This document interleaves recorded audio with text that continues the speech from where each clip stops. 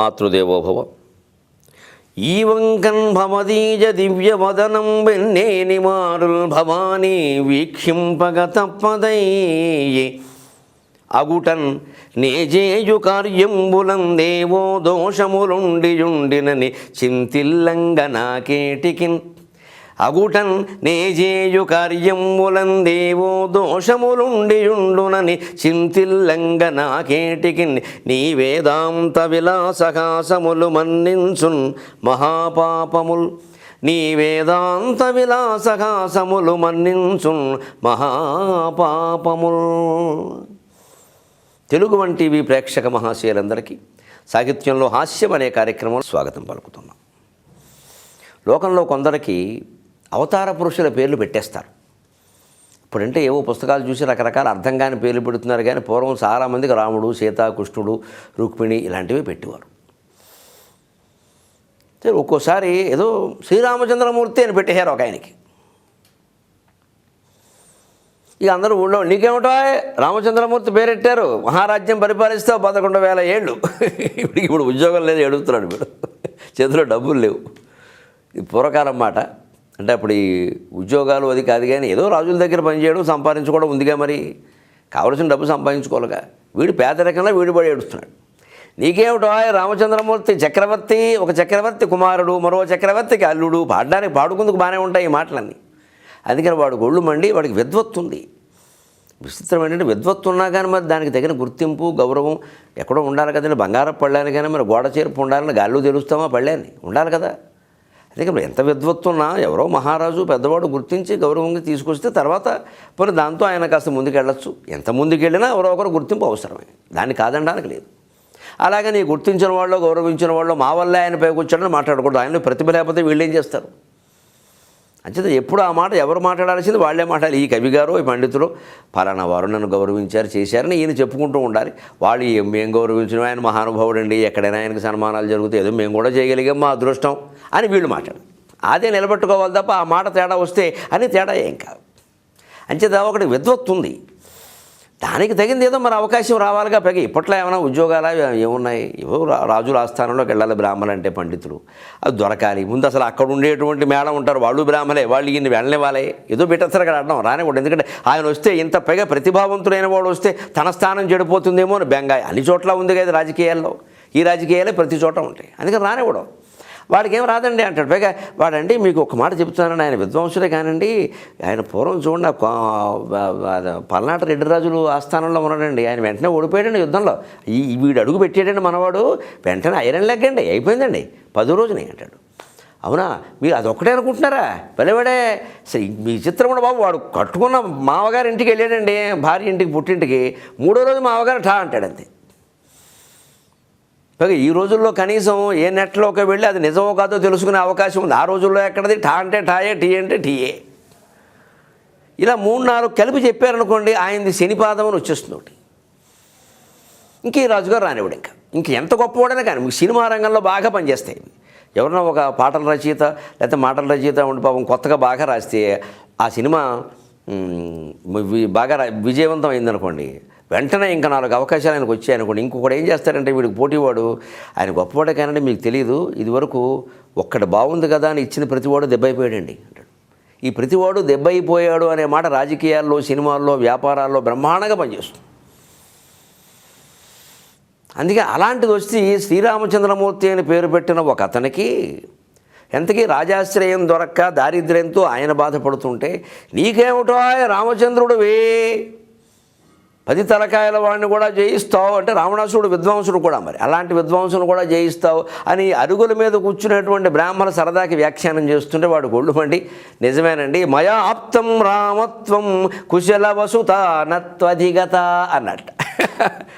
నాకు రాముడి లక్షణాలన్నీ నాకు వచ్చేసేయండి, ఒక్కటి మాత్రమే రాలేదన్నట్టు. ఏమిటో అప్పుడే వాళ్ళకి మాట మాడిపోయింది, రాముడి లక్షణాలే నీకే అంటే చూడండి, మరి నీకేమిటో రామచంద్రమూర్తివి అని అన్నప్పుడు రాముడి లక్షణాలు నాకు వచ్చాయని ఆయన అంటే తప్పే ఉందండి. ఇలాగే ఉంటారు ఈ మేడం, ఎంతసేపు ఆక్షేపించడమే తప్ప మెచ్చుకోవడం ఉండదు.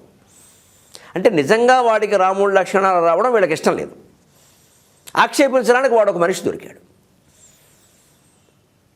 ఎందుకంటే ఎవరూ చేతకానివాడు అనకుండా ఎదుటివాడిని ఎప్పుడూ చేతకానివాడు అనేస్తూ ఉంటాం. మనం దీన్నే అఫెన్స్ ఆడడం అంటారు.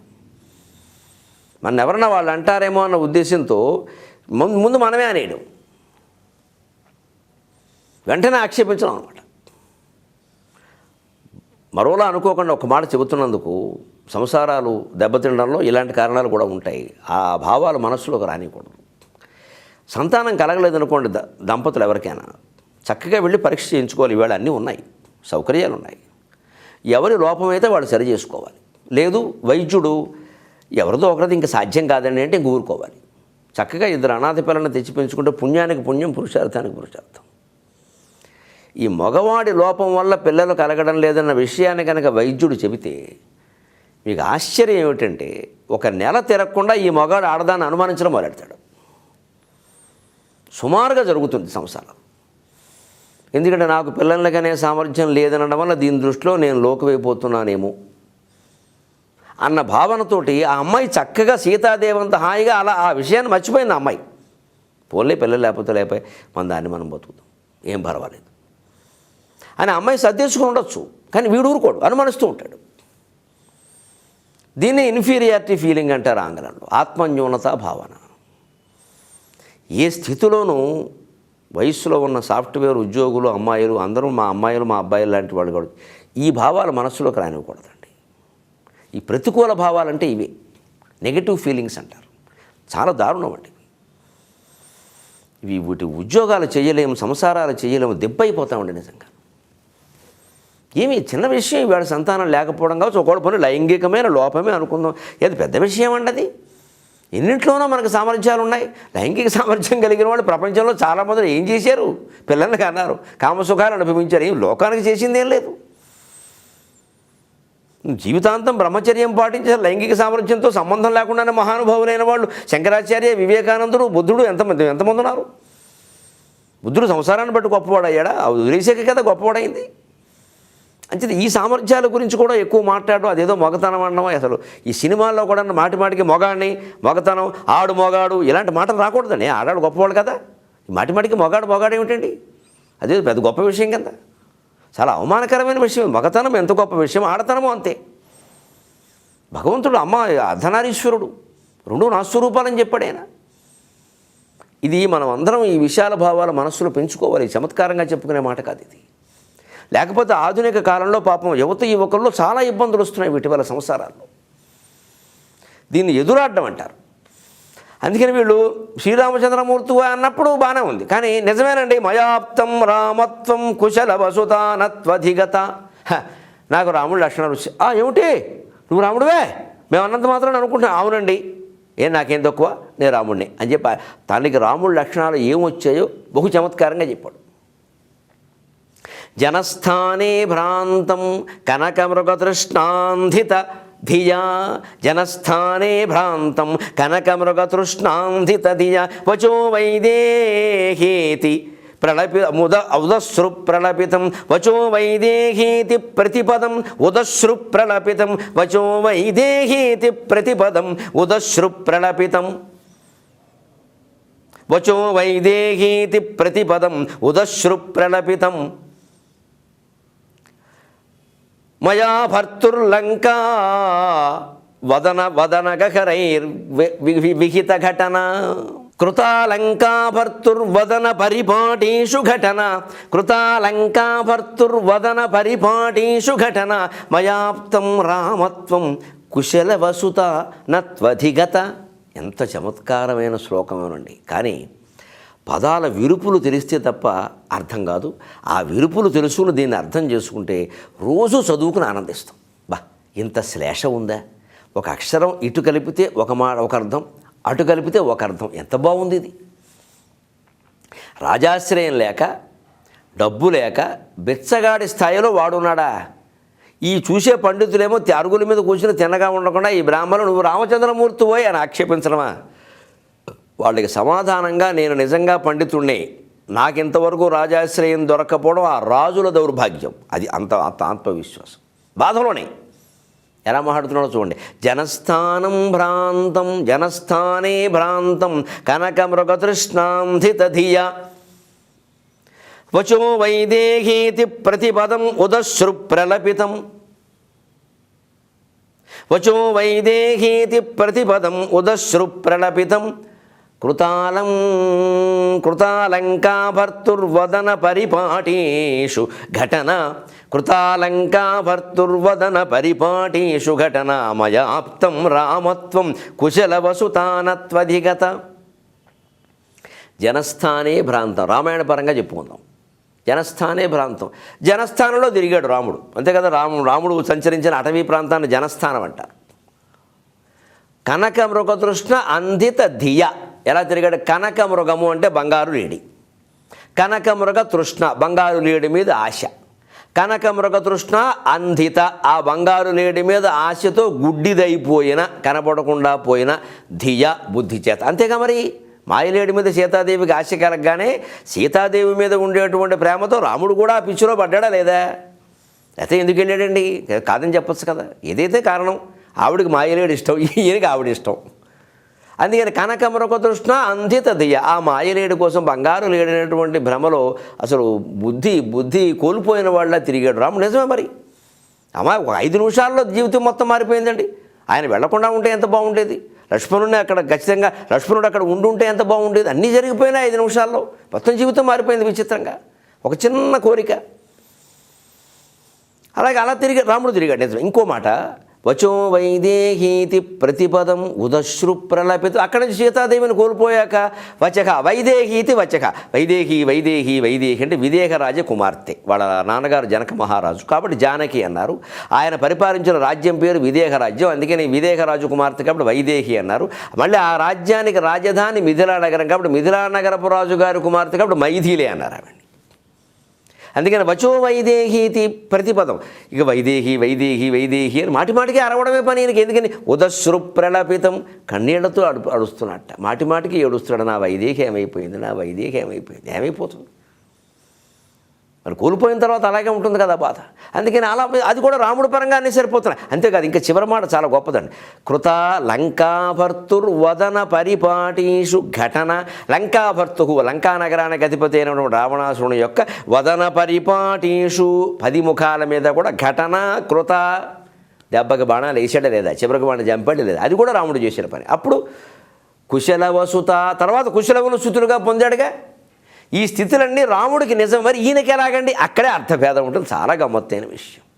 జనస్థానే భ్రాంతం. నేను కూడా ప్రజల మధ్యలో తిరుగుతున్నా ఇంతవరకు, ఉద్యోగం లేకుండా అరుగుల మీద కూర్చుని. అంతే కదండి. ఉద్యోగం అన్నవాడు ఆఫీసులో ఉంటాడు, లేనివాడు ఏం చేస్తాడు? అరుగు మీద కాసి మా ఊళ్ళో అనేవారు, అరుగులు అరగొట్టేస్తున్నారు అబ్బాయి, ఏదైనా ఉద్యోగం చూసుకోండి అనేవారు. అరుగులు అరగొట్టేస్తున్నారంట. అందుకని జనస్థానే భ్రాంతం. ఎంత సరిపోయిందో చూడండి చక్కగా. అంతేకాదు, జనస్థాన కనక మృగతృష్ణ అంధిత దియ. ఆయనేమో బంగారపు లేడి మీద ఆశతో బుద్ధి పోగొట్టుకున్నట్ట, ఈయన మరి కనక మృగతృష్ణ, పైగా మృగతృష్ణ. ఎంత గొప్ప మాట అండి. కనక అంటే బంగారం, బంగారం మీద మృగతృష్ణ అంటే ఎండమావి. మృగం వేరు, తృష్ణ వేరు చేస్తే అర్థం వేరు. మృగతృష్ణ అంటే ఎండమావి. డబ్బు మీది ఎండమావి లాంటి కోరిక డబ్బు మీద పెంచుకుని బుద్ధి కోల్పోయాను నేను కూడా. డబ్బు లేకపోతే బతకలేమా? డబ్బు అని ఏడుస్తున్నాను. నేను కూడా డబ్బు కోసం తిరుగుతున్నాను. మరి అది ఎండమావ అయిపోయింది నా బతుకు. మృగతృష్ణ, మరీచిక దొరకదు. మరి ఇది నిజంగా ఈయన స్థితి. ఇంకో మాట, వచో వైదేహీతి ప్రతిపదం. వచో వైదేహి ఎలా కలుపుతాడు? వై తీసేయండి. దేహి అంటే బాబు ఏమన్నా ఇవ్వండి. దేహి అంటే ఇవ్వమని, పాహి అంటే రక్షించమని. మరి వై ఏం చేస్తారండి? సంస్కృతంలో చాలా గొప్ప విషయం ఏంటంటే చమత్కారం. అది పట్టుకున్నాడు ఇక్కడ. తుహి చస్మక వై పాదపూరణి. ఒక అక్షరం ఏం వేయాలో తెలియనప్పుడు తూ హీ చ స్మ హ వై కూడా వేయించా. ఆ వై అలా వేశాడు. వచో వై దేహీతి వచహ వై. అస్తమాను అందరినీ కనపడిన వాడల్లా దేహి అని అడుక్కోవడమే పని నాకు. నన్నేమో మీరు రామచంద్రమూర్తి అంటున్నారు ఇక్కడ. మీకేం తెలుసు నా బాధ? వచో వై దేహీతి ప్రతిపదం. ఉదస్సు ప్రళపతం. ఏడుస్తూనే ఉన్నాడుగా వీడు కూడా డబ్బుల కోసం. అప్పుడు చూడండి, చివరిది చాలా గొప్ప పాండిత్యం అండి. కృత అలం కా భర్తుర్వదన పరిపాటీషు ఘటన. కా ఘటనా కృతం భర్తుర్వదన పరిపాటీషు. ఒకవేళ ఎవడైనా ఏ రాజైనా ఆశ్రయించినా, ఏ జమీందారినైనా చేరదామన్నా, ఎప్పుడు వాడి ముఖం నుంచి ఏ మాట వెలువడుతుందా, ఎప్పుడు వాడి ముఖ భంగిమలు ఎలా ఉంటాయా, అసలు నన్ను ఎప్పుడు తీసేస్తాడా, ఎప్పుడు అనుగ్రహిస్తాడా అని బాధపడ్డమే సరిపోయింది. భర్తుర్వదన పరిపాటీషు కా ఘటన కృత అలం. చాలు. ఈ బతుకంతా జమీందారుల ఇళ్ల చుట్టూ తిరిగి వాళ్ళ ముఖంలో ఎప్పుడు నా గురించినటువంటి భావాలు మారిపోతాయో, వాళ్ళ ముఖం మాడిపోతుందో, ఓసారి ముఖం ఏదైనా ఇంటికి వెళ్ళేసరికి కొంచెం అలా అడు తిరిగి పెట్టుకున్నాడు, ఏం నేనంటే ఇష్టం లేదేమో, పొమ్మంటాడేమో, ఇక రావద్దంటాడేమో, ఇదే వదన పరిపాటీషు ఘటన క కృత అలం. చాలు, ఈ బతికింది చాలు. అంటే ఈ లక్షణాలు చూస్తే మయా ఆప్తం రామత్వం, నాకు రాముడి లక్షణాలన్నీ వచ్చేసాయి. కానీ కుశల వసుత అనత్వధిగత, ఆయన కుశలమును శృతిగా పొందాడు. ఈయన కుశల వసుత అంటే కుశల వసుత, కుశల అంటే మంచి నేర్పు కలిగిన క్షేమంగా ఉండే, కుశలమని మన మాట కూడా అంటాం కదా. వసుత, వసు అంటే డబ్బు, వసుత అంటే ధనం కలిగి ఉండడం. ఎంత గొప్ప మాట అండి. కుశల వసుత, గొప్ప ధనం మాత్రం నా దగ్గరికి ఇంతవరకు చేరలేదు, సరిపడా ధనం. రాముడి లక్షణాలు మిగిలినవి మాత్రం నాకు వచ్చేసాయి అని ఆ రెండర్థాలు సరిపోయారు. జనస్థానే భ్రాంతం కనకమృగ తృష్ణం ధితధియా వచో వైదేహీతి ప్రతిపదం ఉదశ్రు ప్రలపితం కృతాలంకాభర్తుర్వదన పరిపాటీషు ఘటన వదన పరిపాటీషు ఘటన మయాప్తం రామత్వం, మయాప్తం రామత్వం కుశల వసుతానత్వధిగత. ఇది చమత్కారం. ఈవేళ ఒక చమత్కారమైన సామెత, ఉట్టికి ఎగరలేనమో స్వర్గానికి ఎగిరిందంటారు. ఏమిటి? పోలి స్వర్గానికి వెళ్ళింది, పోలి స్వర్గానికి వెళ్ళింది అని పూర్వం మాట అనేవారు. పోలాల అమావాస్యను వస్తుంది దీపావళికి ముందు. ఆ పోలాల అమావాస్య నాడు పోలి స్వర్గానికి వెళ్ళింది. ఎవరో పల్లెటూళ్ళలో చాకలి పోలి అని ఒక ఆవిడ ఉండి, ఆవిడ స్వర్గానికి వెళ్ళింది నిజంగానే. అందుకని ఆవిడకి గుర్తుగా ఏవో దీపాలు అవి పెట్టి నైవేద్యాలు పెట్టి చేస్తారు. ఒక ఆవిడకి ఏంటంటే ఊళ్ళో పని పాట లేనివాడికి ఎవరు గుర్తించట్లేదు, తను గౌరవించట్లేదు, తన గురించి మాట్లాడుకోవట్లేదు అని అనిపించి నేను స్వర్గానికి ఎడతా, నేను స్వర్గానికి ఎడతా, నేను స్వర్గానికి ఎడతా అని ఏర్పాటు చేయమంది. పోతే పోయింది, ప్రాణం చేసేద్దామని ఏదో పెద్ద పూజలు చేసేసి 3 రోజులు ఉపవాసాలు చేసేసి నరసింహస్వామి పోయినాడని చెప్పి చాలా హడావుడి చేసేసింది. చివరికి స్వర్గానికి వెళ్ళడానికి ఇక్కడ చేస్తే వాళ్ళు ఆయన నువ్వు స్వర్గానికి వెళ్తే నా పరిస్థితి ఏమిటంటే వాడు ఇంక చెప్పి ఊరుకునేది వెళ్ళాక మనం బాగుంటాంలే అనిపించింది. ఇటువంటి వాడితే కాపురం కంటే అదే మంచిది అనిపిస్తుంది. అందుకని వాడు ఊరుకున్నాడు. ఇంక వెందగా వినేవాడు స్వర్గానికి ఏది కొడుతుంది, అందుకని ఊరుకున్నాడు. చివరికి ఆ కాలువగట్టున ఎక్కడో ఈవిడెవరో స్వర్గానికి ఎడుతుంది ఏర్పాటు చేసేశారు. ఈవిడ ఏం చేస్తుంది, అక్కడ దీపాలన్నీ పెట్టాక వీళ్ళు భజన చేస్తుంది. మన వాళ్ళు రెచ్చగొట్టేస్తారుగా, అందరూ కొంతమంది పుచ్చుకున్నారు కూడా శుభ్రంగాను. రెచ్చగొట్టేస్తున్నారు, సతీ అంటున్నారు, పాట పాడుతున్నారు, దుర్గమ్మ అంటున్నారు, రావమ్మ, ఇంక రకరకాల ఉండి ఎగురుతోంది. ఎంత ఎగిరినా ఏమీ రావట్లేదు, విమానం ఏమి అట్లా. అది స్వర్గాన్ని నుంచి విమానం వచ్చింది పోలిని తీసుకెళ్ళడానికి. ఈవిడికి ఏమొస్తుంది, విమానం ఆర్టీసీ బస్సు కూడా రాదు. అందుకని చూస్తుంటే అప్పుడు అవడం అన్నట్టు ఉట్టికి ఎగరలేనమో స్వర్గానికి ఇంటికి తీసుకెళ్ళవయా రవ్వుతూ సరే ఏనోడైతే గుర్రం బాగుంటుంది సరిగ్గా చూసుకో పెళ్ళాలన్నాడు అవడం. వాడు 2 చెతకోటి ఇంటికి తీసుకుపోయాడు. ఈ స్వర్గం లేదు ఏం లేదు పద అని చెప్పి. అప్పుడు ఆ రైతుని అడిగారు, ఏమయ్యా నువ్వు ఇలా ఎందుకు ఒప్పుకున్నాడు? అది పోతే నాకు స్వర్గం అందుకే ఒప్పుకున్నాను అట్టుడు. ఒళ్ళు పడితే మరి ఇలాంటి ఎవడితో నరకమే ఉంటుంది అక్కడ. అలాగా ఉట్టికి ఎగరలేనమ్మా అని ఎందుకు వచ్చింది? ఇళ్లల్లో ఇదివరకు ఉట్టి కట్టేవారు, పాలు పెరుగు వెన్న లాంటివి ఆ ఉట్టిలో దాచేవారు. ఎంత చక్కని ఏర్పాటు అండి. గాలి తగులుతుంది. ఇవాళ ఫ్రిడ్జ్లో దాస్తున్నాం, వాసన వస్తుంది. ఆ ఉట్టి మీద పెట్టడం వల్ల పిల్లులకి ఎలకలకి అందదు, గాలి తగులుతూ ఉంటుంది, పదార్థం పాడైపోకుండా ఉంటుంది. ఒకరోజు ఉంటుంది, వారం రోజులు ఉంటుంది. పాలు పెరుగు వెన్న నెయ్యి ఉట్టిలో పెట్టేవారు. ముఖ్యంగా పాలు పెరుగు పెట్టేవారు. ఉట్టి మీద పెరిగిన్ని, ఉట్టి మీద వెన్నగిన్ని అనేవారు. అంటే ఇంట్లో ఉన్నప్పుడు మా ఆవిడ ఉట్టి ఎగరాలంటే ఎగరలేదు, నన్ను ఎగరమంటుంది. అక్కడ ఉట్టికి ఎగరలేను, స్వర్గానికి ఎగిరింది హాయ్ ఇంతకన్నా తీసుకుపోయి అలా వచ్చిందండి. అలాగే గుంట కొట్టి గంట వాయించడం అంటారు, అదో సామెత. గుంట కొట్టి గంట వాయించడం ఇది నిజానికి ఏనుగులను పట్టుకోవడం నుంచి వచ్చింది. ఏదైనా సంస్థ పెట్టి మోసం చేసిన వాడు అయింది, వాళ్ళు గుంట కొట్టి గంట వాయించారు. అంటే ఆ గుంట కొట్టేటప్పుడు జాగ్రత్త చూసుకొని ఏనుగులను పట్టుకోవాలంటే పూర్వం అడవిలో ఒక పెద్ద గుంట తవ్వేవాడు, పెద్దది, బాగా పెద్ద. తెలంగాణలోనూ రాయలసీమలో నూతులు ఉంటాయి. రాయలసీమలో నూతులు లోతుగా ఉంటాయి, తెలంగాణలో లోతులు వెడల్పుగా ఉంటాయి, బాగా వెడల్పుగా, లోతుగా కూడా ఉంటాయి. పెద్ద నూతులు తవ్వేవారు. బావి తవ్వేసి దాన్ని మొత్తం రొట్టతో కప్పేసేవారు. ఆ అవతల ఒక ఆడ ఏనుగు లాంటిదే నిలబెట్టేవారు. ఈ మగ ఏనుగు లాంటివి ఉత్సాహం కలగాలంటే మరి ఉండాలిగా, చీర్ లేడీస్ లాగా ఉండాలి.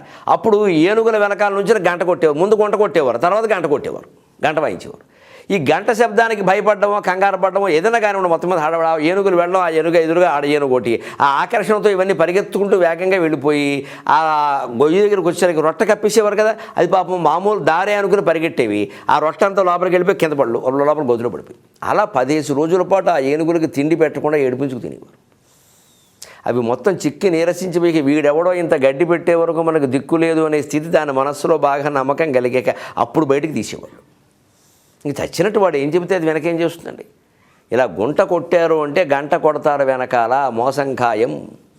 మన గుంట కొట్టడం చిట్టుపండు కంపెనీల వాళ్ళు వీళ్ళు మా దాంట్లో చేరండి, ఏదో ఉద్యోగం ఇప్పిస్తాం, ముందు ₹1,00,000 కట్టండి, ఇవన్నీ గుంట కొట్టి గంట వాయించడమే.